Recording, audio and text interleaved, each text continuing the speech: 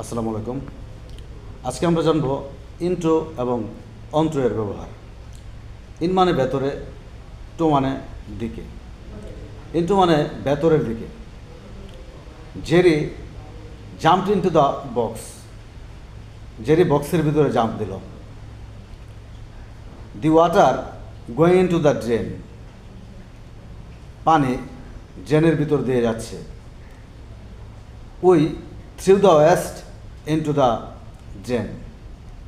আমরা ড্রেনের ভিতরে ময়লা ফেললাম।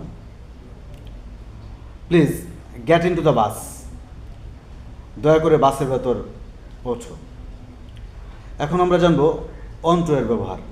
অন মানে উপরে, টো মানে দিকে, অন্টু মানে উপরের দিকে।